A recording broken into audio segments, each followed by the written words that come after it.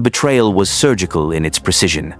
When Tulsi Gabbard, the former Democratic congresswoman who had served 4 tours in the Middle East, who had once been hailed as the future of the party, who had sacrificed her political career to speak truth about the military-industrial complex, looked across the debate stage at Zohran Mamdani and systematically dismantled everything he represented, it wasn't just political criticism. It was a military veteran delivering a kill shot to the progressive movement that had driven her away. In that moment, every American watching understood they were witnessing the political equivalent of friendly fire, except there was nothing friendly about it. This was a woman who knew exactly where to aim to cause maximum damage to the party that had betrayed her first. The confrontation had been building since Gabbard's explosive departure from the Democratic Party 2 years earlier. Her resignation letter had sent shockwaves through progressive circles. I can no longer remain in today's Democratic Party that is now under the complete control of an elitist cabal of warmongers, driven by cowardly wokeness. The words had stung because they came from someone who had genuine progressive credentials, an anti-war veteran who had opposed regime change operations, supported Medicare for all, and fought against corporate influence in politics. But it was her critique of the party's direction that had made her a pariah among progressives like Mamdani. While he represented the academic, theoretical wing of leftist politics, Gabbard embodied something far more dangerous to the progressive establishment: a veteran who opposed wars, a woman of color who rejected identity politics, a former Democrat who could articulate exactly what was wrong with contemporary liberalism. The setting for their confrontation was perfect for political theater: a CNN town hall on the future of American politics, moderated by Anderson Cooper. Both Gabbard and Mamdani had been invited as representatives of different factions within the broader left-wing coalition. CNN clearly hoped for a spirited debate about progressive priorities. Instead, they got a masterclass in political destruction delivered by someone who had been trained to identify and neutralize threats. Mamdani came to the town hall riding high on his recent national media tour. He had been profiled in major magazines, appeared on progressive podcasts, and built a following among young activists who saw him as the future of American socialism. His confidence was evident as he outlined his vision for democratic socialism adapted to 21st century realities, a phrase he had focus grouped to sound less threatening than traditional socialist rhetoric. Gabbard, by contrast, appeared calm and focused in the way that only combat veterans can manage under pressure. She had spent the previous 2 years building a media presence outside traditional Democratic channels, appearing on Tucker Carlson's show, Joe Rogan's podcast, and other platforms where former Democrats could speak freely about why they had left the party. Her message had been consistent. The Democratic Party had been captured by an elite class that was more interested in virtue signaling than actually helping working Americans.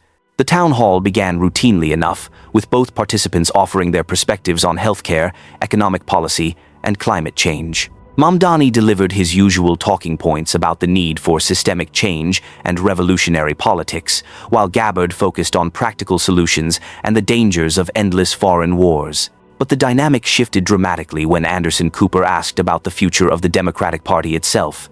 "Congresswoman Gabbard," Cooper began, "you left the Democratic Party, calling it controlled by an elitist cabal. Mayor Mamdani represents what many see as the progressive future of that same party. What would you say to voters who are trying to choose between these different visions of liberal politics?" It was exactly the opening Gabbard had been waiting for. "Anderson, I think that question perfectly illustrates the problem with contemporary progressive politics," Gabbard began, her voice carrying the calm authority of someone who had faced actual life or death situations. "It assumes that there are different visions of liberal politics, when what we really have is the difference between authentic liberalism and performative progressivism." The distinction was immediate and cutting. Without mentioning Mamdani by name, she had already begun to undermine his credibility by suggesting his politics were performative rather than genuine. Real liberalism used to mean defending free speech, opposing endless wars, and fighting for working-class Americans, Gabbard continued. But what we see from today's Democratic Party is exactly the opposite. They support censorship as long as it targets their political opponents. They cheerlead for military interventions as long as they're packaged as humanitarian missions.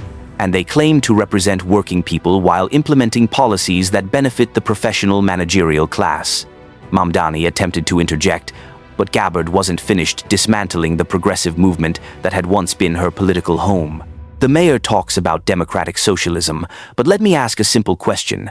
What's democratic about a movement that tries to silence anyone who disagrees with their orthodoxy?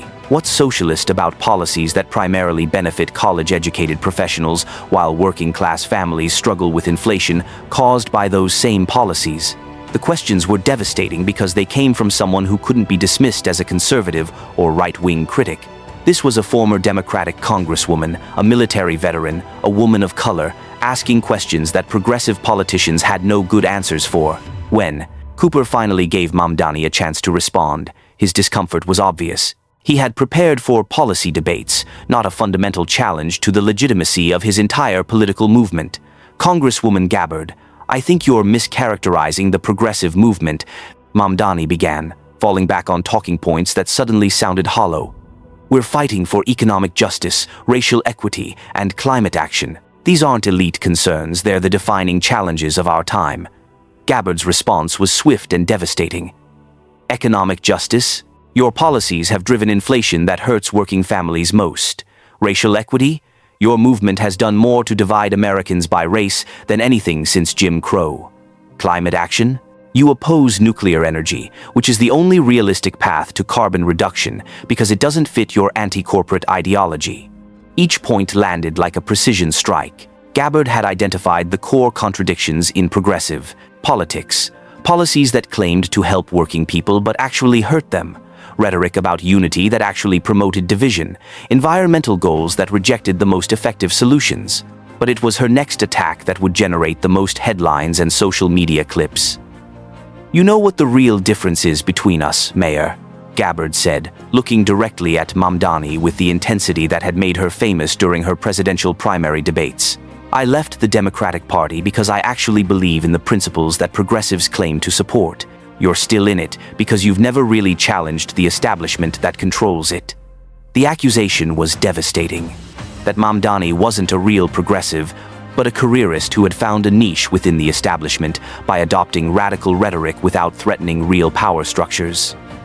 I spent 4 tours fighting America's endless wars, Gabbard continued, her military service adding weight to every word. I sacrificed my political career to oppose the military-industrial complex that both parties support. I left the Democratic Party when it became clear they would rather attack me for telling the truth than change their warmongering policies. What have you sacrificed for your supposed principles? The question hung in the air like a challenge that Mamdani clearly couldn't answer. His entire career had been built within friendly progressive institutions, academia, activist organizations, democratic politics. He had never taken a stand that actually cost him anything with the people whose approval he needed. Mamdani's attempt at a response only made things worse. Congresswoman, I think service takes many forms, he said, his voice betraying his discomfort. Not everyone can serve in the military, but we can all serve our communities through public service and activism. Gabbard's laugh was short and bitter. Public service? You mean running for office in one of the safest Democratic districts in the country? Activism? You mean giving speeches to crowds of people who already agree with you? That's not service, that's careerism wrapped in progressive rhetoric. The destruction was complete, but Gabbard still wasn't finished. She delivered the knockout blow that would be replayed across conservative media for months. The Democratic Party I joined was the party of JFK, who warned against the military-industrial complex. It was the party of civil rights leaders who judged people by the content of their character. It was the party of working-class Americans who built the middle class. What you represent isn't the continuation of that tradition, it's the betrayal of everything the Democratic Party once stood for. The silence that followed was deafening. Mamdani sat stunned, clearly unprepared for such a systematic demolition of his political identity by someone who had once been his ideological ally. Even Anderson Cooper seemed surprised by the intensity of Gabbard's attack. The immediate reaction was explosive. Conservative social media erupted with clips of Gabbard's takedown, with hashtags like #TulsiDestroysLeft and #DemocratExodus trending within hours. But the real impact came from moderate Democrats and independents who shared Gabbard's critiques widely, suggesting that her criticisms resonated beyond just conservative circles.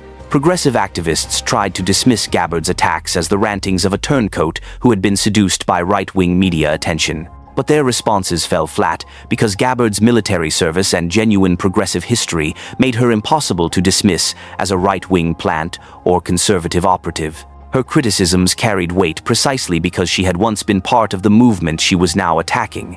Most damaging for Mamdani was how Gabbard's military background highlighted his own lack of practical experience outside progressive politics. Her 4 tours in the Middle East, her service in the National Guard, her willingness to sacrifice her political career for principle, all of it contrasted sharply with his academic background and careful cultivation of progressive approval. The town hall became a turning point in how many Americans viewed the progressive movement. Gabbard had articulated criticisms that many moderate Democrats and independents had felt but couldn't express, that contemporary progressivism had become more about performative politics than actual results, more about ideological purity than practical solutions. In the weeks following the confrontation, several Democratic politicians quietly began distancing themselves from radical elements of progressive politics. Moderate Democrats who had felt pressured to embrace positions like defunding the police started articulating more centrist positions. For Mamdani personally, the damage was severe and lasting. His inability to effectively respond to Gabbard's criticisms had exposed him as someone who had never been tested outside friendly progressive environments. Conservative media celebrated Gabbard's performance as vindication of their long-standing criticisms. But more significantly, the confrontation provided a template for other disaffected Democrats to articulate their own departures from progressive orthodoxy. The long-term impact extended beyond individual careers to the broader trajectory of American politics. Gabbard's systematic dismantling of progressive rhetoric had demonstrated the vulnerability of a movement that had become more focused on ideological conformity than practical results. 6 months after the town hall, polling showed that Gabbard's criticisms had resonated with a significant portion of Democratic voters. Support for progressive positions had declined, particularly among working-class Democrats who felt the party had prioritized cultural issues over economic concerns. For the Democratic Party establishment, Gabbard's attack represented their worst nightmare, a credible progressive voice articulating exactly why the party had lost touch with ordinary Americans. Her military service and genuine liberal history made her the perfect messenger for criticisms that conservatives had been making for years but couldn't deliver credibly. The most painful aspect of Gabbard's critique was its accuracy. Progressive politics had become dominated by college-educated professionals who were more comfortable with theoretical discussions than practical solutions. The movement had embraced positions that polled well in academic settings but alienated working-class voters. In trying to defend contemporary progressivism, Mamdani had only proven her point. His responses had been exactly the kind of academic, theoretical rebuttals that highlighted the disconnect between progressive rhetoric and political reality. A former military officer had outmaneuvered a progressive mayor using the simple tactic of asking what he had actually accomplished. The confrontation became required viewing in political science classes as an example of how authentic experience could trump ideological positioning. Gabbard had won not through superior debating technique, but by embodying the kind of principled leadership that Mamdani could only theorize about. As one veteran posted on social media, "Finally, someone who's actually sacrificed for their beliefs, calling out people who just talk about sacrifice." The comment received thousands of shares, suggesting that Gabbard's message had resonated far beyond traditional political boundaries. The former Democratic Congresswoman had accomplished something remarkable. She had provided a devastating critique of progressive politics that couldn't be dismissed as partisan. Her systematic dismantling of Mamdani's positions had exposed the fundamental weakness of a movement more concerned with ideological purity than practical results. In leaving Mamdani speechless, Gabbard had given voice to millions of Americans who felt politically homeless, too liberal for Republicans, but too practical for contemporary progressivism. Her message was clear. It was possible to maintain liberal values without embracing radical positions that had alienated working-class Americans. The annihilation was complete, delivered by someone who knew exactly where to strike because she had once been part of the movement she was destroying.